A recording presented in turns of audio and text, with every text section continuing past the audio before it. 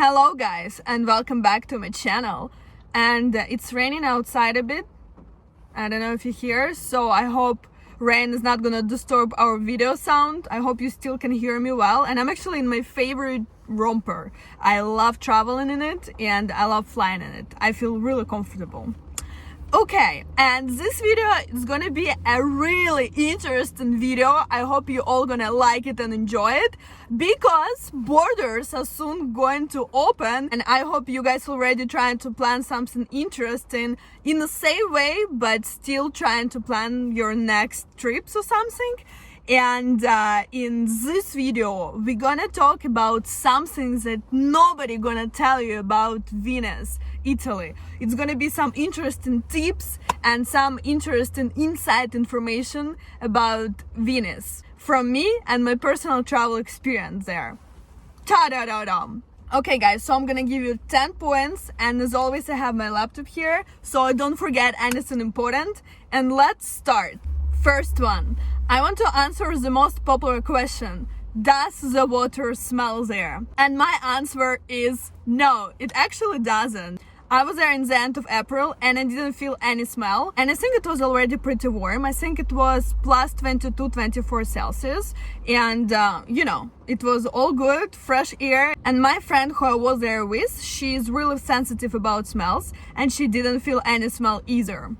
So this question we answered. Second, since the only transportation in Venice are boats, water buses, gondolas, and other water vehicles, get ready to learn about their schedules and siesta time. Moreover, during early mornings and evenings, probably there are not going to be any water vehicles available, or it's going to be really hard to find. So get ready to walk a lot, and it's very romantic. You're going to enjoy it very much. But note, when it's getting dark and it's getting late, there is not much light in Venice, and all streets are actually looking alike. So you're gonna wander around a bit, but you're gonna be probably able to ask your way to a hotel at some convenience stores, because they still have some convenience stores open even during night. Not a lot, but some of them actually are open, and you might find some on your way to your hotel, or it might be some local people walking from work to home, and you can actually ask them how can you get to your hotel. So yes, just be prepared for that.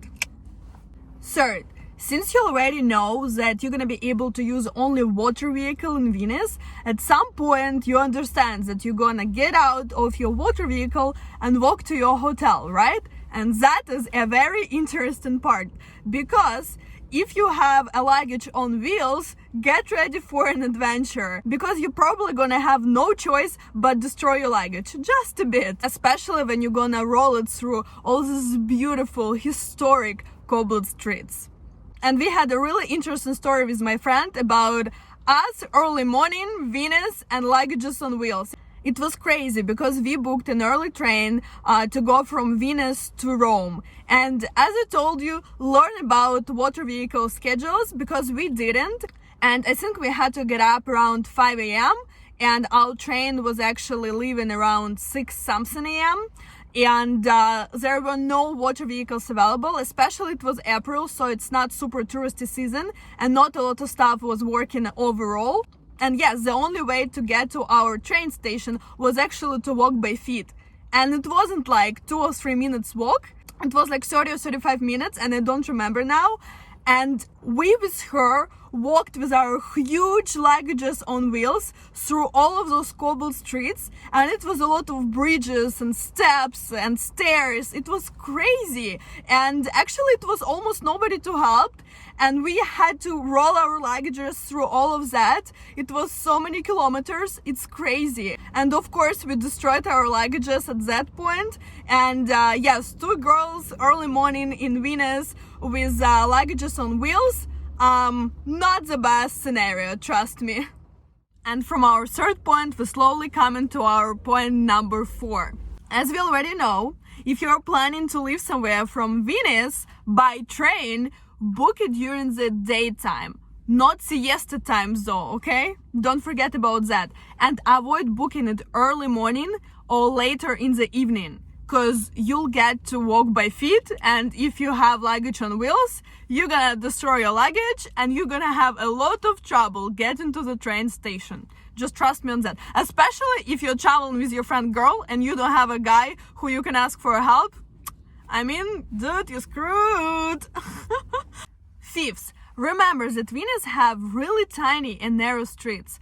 So Google Maps can't always find where you're located at. So get ready to ask locals for a way back to your hotel or for a way to the restaurant or to some other stuff. And also maybe it's gonna help you just remember some signs or remember some shops on the way to your hotel or from your hotel. So at least you know yourself how to navigate a bit. Because again, the streets are not only tiny, but they all look alike, so it's easy to get lost. And it's a kind of beautiful thing to get lost in Venice and wander around. But if you need to get somewhere on time, just remember to don't rely on Google Maps, because it's not gonna help you much.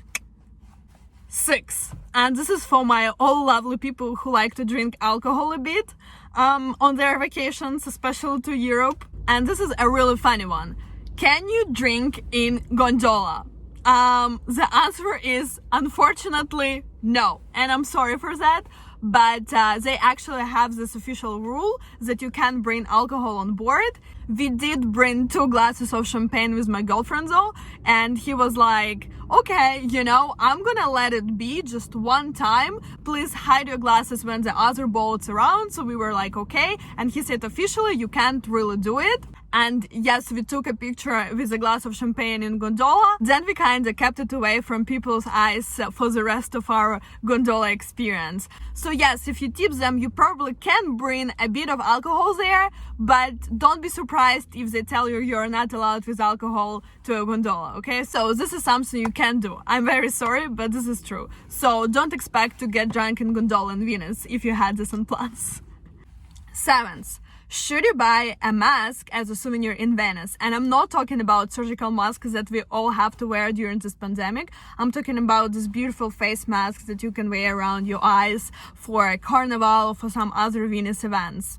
And you know, probably all souvenirs that I ever bought, and not only in Europe. I mean, I have some magnets on my fridge, and I always bring some souvenirs to my friends, and I collect the snowballs from every country I go. But overall, I don't use it much and I don't look at it much. So souvenirs overall, this is a really questionable thing to buy. But if you want to get a mask in Venice, and if you want to be a bit creative about it, there are actually a really interesting way how you can do it. Because in Venice they have this really old local shops where they actually make masks. And yes, you can actually buy their masks that is already pre-made for you. They have a really interesting option, yes, for extra money, but it's not that expensive. I think it's around maybe 45-50 euros. When they actually give you a plain mask and you can choose your own size and shape, and they give you all the paints and all the decorations, and you can actually decorate and create your own Venetian mask. And I think it's a really great experience because while you're painting, they also bring you Aperol and limoncello. They tell you about Venetian history, they tell you about Venetian masks history, so you get to know a lot of information, you get to enjoy a beautiful cocktail, and you kind of create your own mask. And I think this kind of brings more value to it as well, because I still keep the masks that I created in Venice, and I think this is going to be a more memorable experience for you. And this is like kind of really popular attractions that people do in Venice anyways, you know, so just keep it in mind. 8. Can you party in Venice? Can you go crazy in Venice? Can you go to clubs in Venice? My answer is no. In Venice, they don't have clubs, lounges, or crazy bars. If you're planning to go crazy, Venice is not the place for you. I was actually celebrating my birthday in Venice, and it was a really quiet birthday celebration. I went just to a restaurant with my friend, and we walked around, and we had Aperol drinks. So it was kind of very relaxing, and it was very enjoyable. It wasn't a party experience. And I don't think it's a problem. I think this makes Venice even more beautiful. Venice is not a place to party. Venice is a place to actually enjoy beautiful architecture around you, walk on these beautiful streets, and be in a quiet and very atmospheric environment. Because it's like really mysterious place, and you can feel like all the history in the streets, in these buildings. So yes, it's not the place to go and party like a crazy. Sorry guys. 9. how long should you stay in Venice? And this actually depends on you, because we stayed in Venice for 2 nights and 3 days, and that was totally enough for us. We got to explore a whole city, we went to main city attractions, we actually had time to create our own masks and to shop around and to enjoy different restaurants and cafes. Venice is a really small town, and yes, it's beautiful and there are so many things to enjoy, but I wouldn't spend there more than 3 days. But I mean, if you came there once for 3 days and you want to come back, you can always do it. And I think Venice is a place where you want to come back always. But again, during our 3-day stay in Venice, we didn't feel rushed and we did feel like we had enough time to explore everything there. 10th, if you like to have your coffee with croissant in the morning or light snack or light breakfast, it's cheaper to actually take out or take a standing place by the bar, because in Venice they're gonna actually charge you more if you choose to stay inside and sit at their tables. So, you know, it's up to you, but that's how you can save some money. Guys, I hope you enjoyed my 10 points for you about Venice. And again, I think Venice is a beautiful place with amazing atmosphere, and everyone should visit this place at least once in their life. Guys, I hope you all enjoyed my points about Venice, and I hope you learned something new as well. And I think Venice is a beautiful place and everyone should go there at least once in their life. And I'm also planning, and I really want to come back there again, maybe with my future husband, who I don't have yet, but you know, when I'm gonna have one, I'm probably gonna be really happy to go with him to Venice. So yes, if you're a couple, I think it's a beautiful and very romantic place to go, obviously. Thank you so much for your attention and hope you enjoyed my video. Hope you watched my previous videos. Please subscribe my channel, like my videos, comment below. As always, guys, I'm so happy that you support me and I'm so happy to be here. Thank you so much, and let me see if I can put my bunny ears here right now, and you know, my bunny ears. Bye!